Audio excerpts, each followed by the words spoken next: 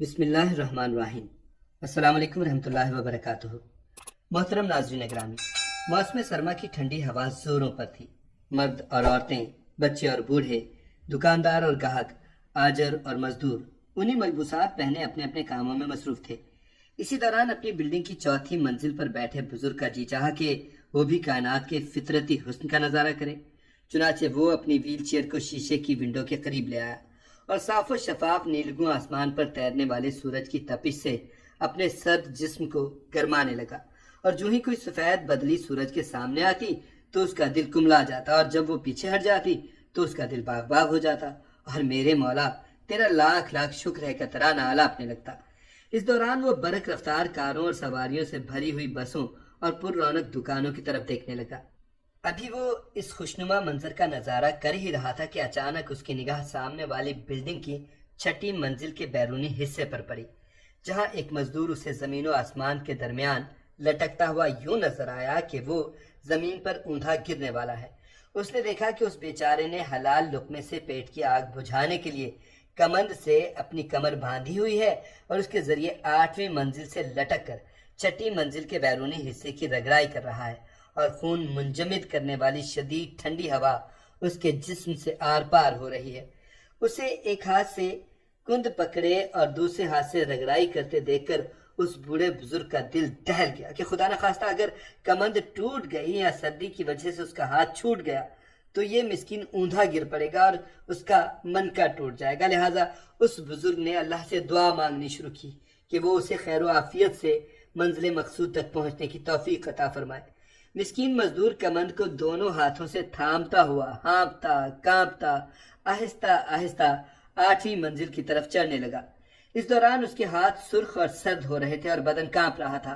اگر رحمت خداوندی اس کا ساتھ نہ دیتی تو اس کے ہاتھ سے کمند چھوٹ جاتی یا ٹوٹ جاتی تو اس کا زمین و آسمان کے درمیان لٹکتا ہوا بدن دھڑام سے زمین پر گر پڑنا تھا۔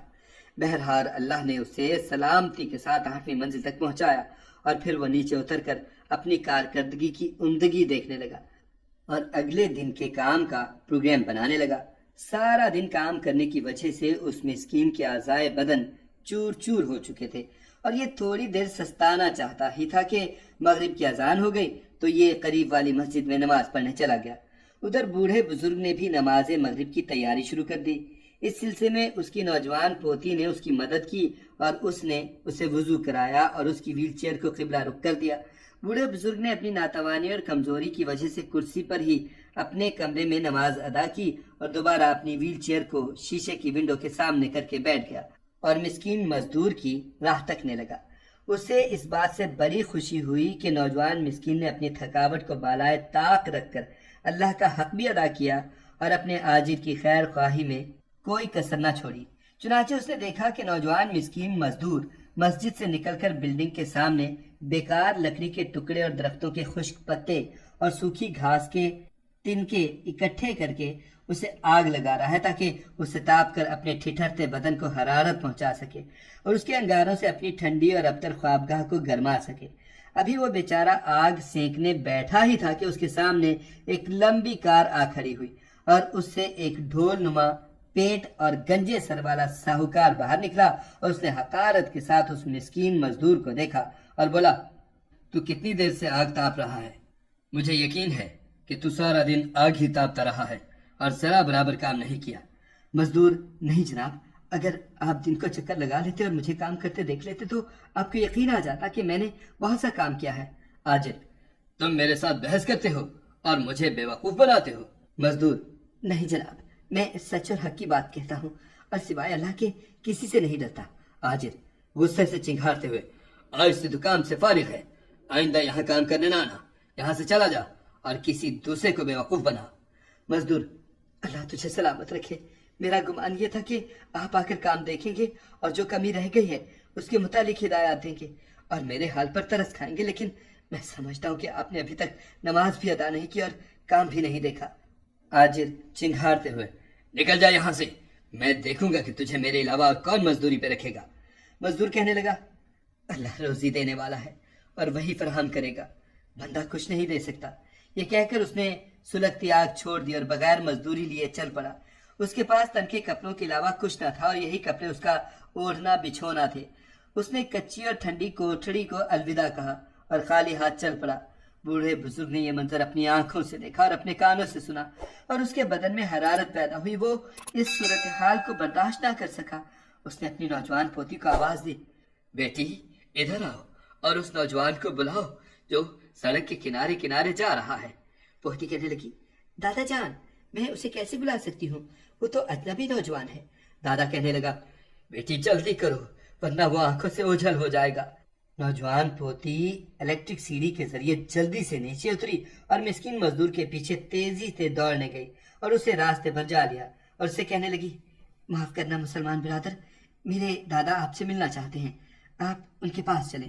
نوجوان حیرانی سے، مجھ سے ملنا چاہتا ہے حالانکہ میرا اس سے تعارف ہی نہیں۔ معاف کرنا بہن، وہ کہاں ہے اور مجھے کیسے جانتا ہے؟ لڑکی بولی، وہ آپ کو جانتا ہے اور آپ سے ملنا چاہتا ہے۔ نوجوان نے انتہائی شرمندگی کے ساتھ اس لڑکی کے آگے چلنا شروع کر دیا۔ جب وہ بوڑھے بزرگ کی بلڈنگ کے دروازے پر پہنچا تو اس نے لطیف سی مسکراہٹ کے ساتھ اس کا استقبال کیا اور کہا، نوجوان میرے قریب آ کر بیٹھو اور مجھے اپنا ماجرا سناؤ۔ نوجوان، محترم آپ مجھے پہلے بھی نظر نہیں آئے، آپ مجھے کیسے جانتے ہیں؟ بزرگ بولے، میں آپ کو اس دن سے جانتا ہوں جس دن سے آپ نے اس نئی بلڈنگ میں کام کرنا شروع کیا تھا۔ نوجوان، چند منٹ پہلے جو کچھ یہاں ہوا آپ کو اس کا علم ہے؟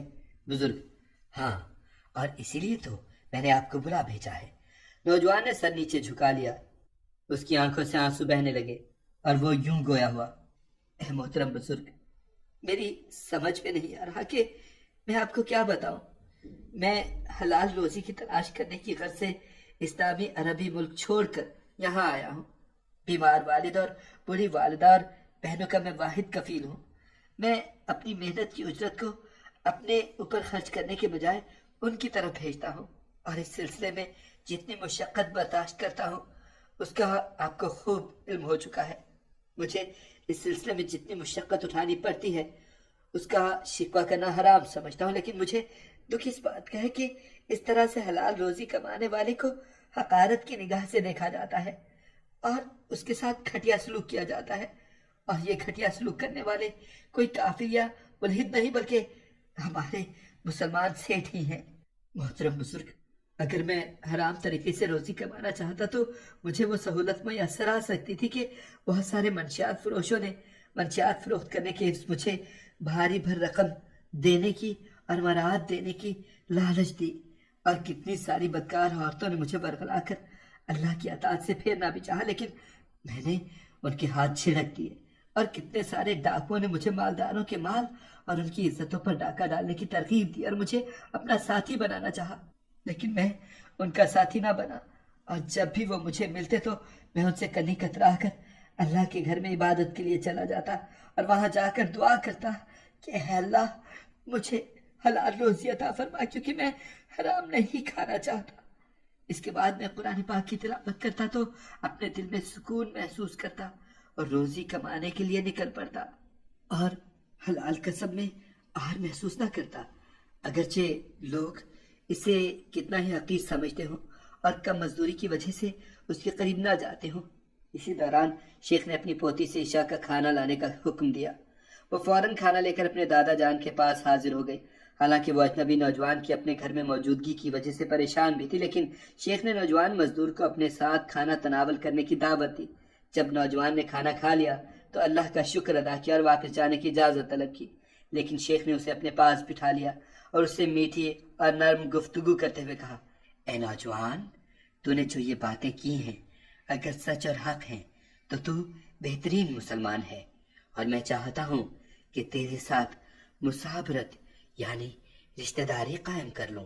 نوجوان نے یہ سنا تو اس کا منہ کھلا رہ گیا، کیونکہ نہ تو اس کے پاس کوئی اعلیٰ تعلیمی ڈگری تھی اور نہ اس کے پاس دولت کے انبار تھے، اور نہ ہی وہ کسی اعلیٰ ادنا درجے کی کوٹھی کا مالک تھا، اور نہ ہی اس کا کنبہ قبیلہ یہاں موجود تھا۔ اس نے نہایت حیرانی سے پوچھا، اے شیخ، آپ کس سے میری شادی کرنا چاہتے ہیں؟ شیخ نے کہا، اے میرے بیٹے، دنیا کی زیب و زینت پر تفاخر نے انسانوں کی قدر و قیمت مٹا دی ہے، جس کی پاداش میں اللہ نے ہمیں بھلا دیا ہے۔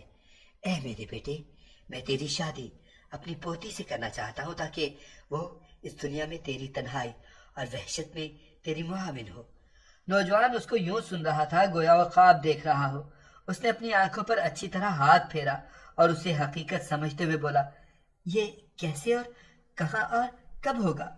شیخ نے کہا، انشاءاللہ صبح ہم رجسٹرار کو بلا کر عقد رجسٹرڈ کروا لیں۔ آپ یہیں رات بسر کریں، لیکن عقد سے پہلے لڑکی سے اس کی موافقت ضروری ہے۔ اس کے بعد شیخ نے اپنی پوتی کو بلایا اور پوچھا، بیٹی اس نوجوان سے شادی کے متعلق تیری کیا رائے ہے؟ اس نے حیا سے اپنی نگاہیں زمین پر گاڑ دیں اور خاموشی سے رضامندی کا اظہار کر دیا۔ یوں اس نوجوان مزدور کی شادی اس لڑکی سے ہو گئی اور وہ دونوں خوشی خوشی زندگی گزارنے لگے۔